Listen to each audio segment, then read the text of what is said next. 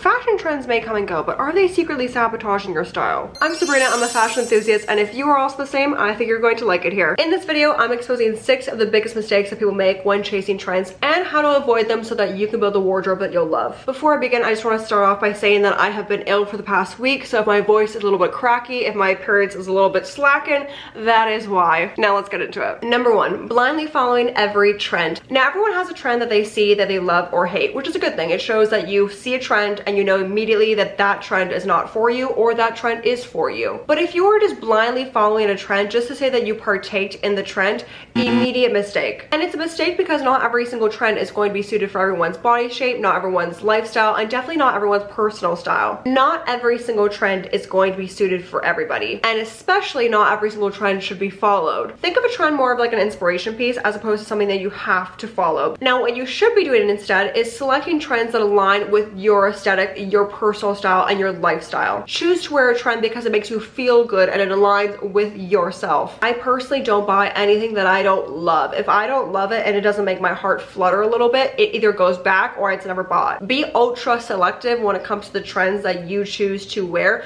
and be ultra selective with the pieces that you own in general. I think over time, once you become so selective with those pieces, you will start to form your personal style and you will start to understand why exactly you were so selective with those pieces. You can of course build personal style and also follow trends, but be selective with the trends you decide to follow. Make sure that those trends are true to you and not just simply because you've seen them on magazines or you've seen them on TikTok and everyone else is wearing them. Put everyone else aside. You are dressing you. TikTok and other people are not dressing you. So follow what you want to follow, but make sure you're not following every single trend just because everyone else is. Mistake number 2, and this is a big mistake in my opinion, is ignoring timeless staples. If you're solely building a wardrobe off trends every single season and every single year, you're going to be buying a new wardrobe every single season and every single year. Overloading on trendy pieces can make your wardrobe seem outjointed and also outdated very quickly. You're going to constantly look at your wardrobe and be like, oh, that was the trend from 2019 and I wore that X amount of times and now I don't wear it at all because it's very outdated and it's not me. Now I want to make one thing clear. There's nothing wrong with trends at all in this video. The issue is when your closet is consumed with trends. If your entire wardrobe is solely trends, you're going to have to rinse and repeat every single season, every single year, which is not only very bad for the environment, but it also is not great for your bank account. And in no way is it any form of personal expression. If you are having a hard time trying to understand your personal style, but your entire wardrobe is all trends, maybe start there. Because how are you going to know what your personal style is if you are constantly relying on what's new and what's hot? Like I said before, I love trends. Trends will probably always have a place in my wardrobe because 1, I love fashion, and 2, I love a good trendy item. There's nothing wrong with that, but there's a way to balance trends and classic staples to extend their longevity. Capsule wardrobe, capsule wardrobe, capsule wardrobe. I know that we are all sick of that term, but it is true. But there is absolutely no question that having capsule pieces in your wardrobe is a necessity. Basics in your wardrobe are crucial, and especially if you incorporate a basic with a trend, you're not only going to extend the longevity of that trend, but you're also able to wear that trendy piece with so many different other items in your closet. Not just extending the longevity by the years, but also longevity by the seasons, because you can also maybe incorporate that trend with your basic items throughout the spring, summer, winter months, so all year round. Incorporating your basics with the trend is also a great way to add a little personal touch to your outfit, because if you were just walking down the street entirely in trends, you are basically a walking billboard for the trend report of Vogue magazine. Overall, basics in your wardrobe are a necessity, whether we like the term capsule wardrobe or not. The basic items are the ones that we are going to rely on the most, that go with everything in our wardrobe. So the best way to add longevity to your trendy pieces is to incorporate those with basics. The third biggest mistake is over-investing in trends. Especially if you are looking to buy your first designer bag or your first designer purchase, don't go with a trendy piece. Investing in trends or even spending a lot of money in a trend that you may not know if you're going to wear in a year's time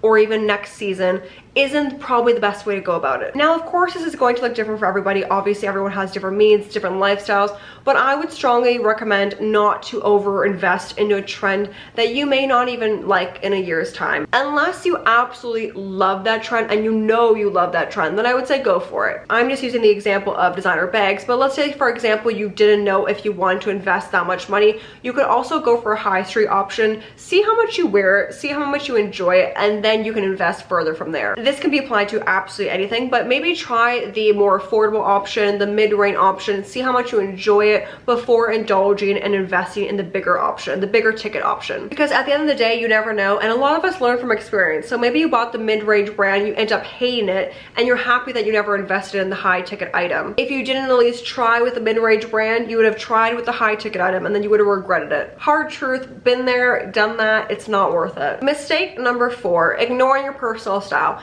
Let's say, for example, you have a good understanding of your personal style, but if you are completely ignoring that and you are just chasing the trend just because it is hot and heavy, I'm telling you guys, my brain is not quite with me today, but I'm doing my best, okay? I'm doing my best, and sometimes your best is all you can do. Then you are completely disregarding your own personal style, and you will eventually regret that. I know it's harsh, but I think it's true, and someone needs to tell you. And I will. Wearing trends just because it may make you look cool or make you look, you know, like you're on trend, of course.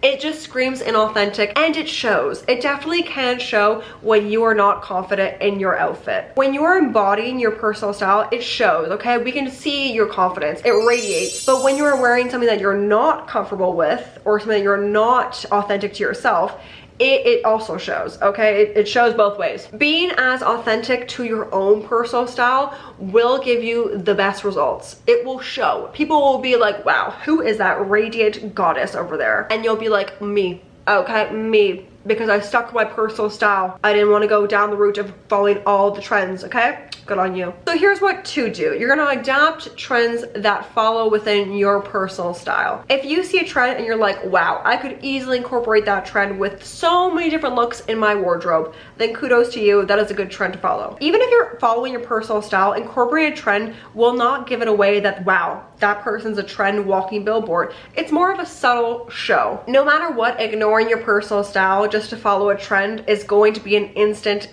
no-no. Probably one of the biggest mistakes you can do. The more you stay true to yourself and the more authentic you are with your personal style, the more confident you will be and the more confidence you will radiate. 100%, no doubt, I fully believe in that. Mistake number 5, buying a trend without considering the fit. Trends often prioritize certain looks or silhouettes that aren't going to flatter everyone's body type. I've spoken about this a couple times in my videos, but understanding your body shape will do wonders when it comes to personal style. Understanding what looks good on you, what does not look good on you, what you like the shape of, what you don't like the shape of. But you have to keep in mind that not all trends are built the same. And it's the reason because not all trends are going to be for everyone. And it's our job to understand our body type and to be considerate of that. Does this trend align with my body shape and my lifestyle? And also the other things in my wardrobe. So here's what to do instead. Make sure that the trend that you are seeking to follow fits within your proportions. And if you don't know, go in store, try it on, see how you like it, or even take it home, see how you like it in person, see how it goes with other things in your wardrobe. Keep in mind, clothing is not going to fit us all. That's why tailors exist. And tailors, I think, are an extreme godsend of an angel. Now, at the end of the day, you have to know that you are wearing the clothes are not wearing you. So you make sure that you fit into the clothes the way that you want to, not the other way around. And the 6th and final mistake is forgetting about functionality in general. We have to understand that some trends prioritize aesthetics over practicality. For example, an ultra mini handbag. There is nothing wrong with an ultra mini handbag. I absolutely love them. But they're not going to be practical for everyone's lifestyle. If you're looking for a bag that you can wear day to day, an ultra mini handbag is probably not the best way to go about it. Some trends are not going to fit within your everyday lifestyle, the aesthetic that you are looking to achieve, if you were trying to achieve an aesthetic. When making any purchase, I think it's very important to factor in your lifestyle and make sure that purchase is practical within your lifestyle. This is my struggle right now. I'm loving the Bottega and Diamo clutch, but I just don't think that I need a clutch right at this. I mean, I do really want the clutch at this moment, but I'm looking to purchase another bag, another more day-to-day bag. Then I'm looking to purchase a more clutch bag. At this stage of my life and with my finances that I have right now, I'm more invested in purchasing something that's more practical as opposed to something that I'll wear maybe a couple times or more on evening occasions. Everyone at the end of the day is going to have reasons why they did not buy a trend and then why they do want to buy a trend. Everyone is going to be different. But these are just 6 of the mistakes that I at least have learned from and that I think are worth sharing. Now I think I'm going to wrap this video up here. If you like this video, I would love if you would like and subscribe. It does mean the absolute most to me. And as always, I hope you have the utmost fabulous day. Bye guys.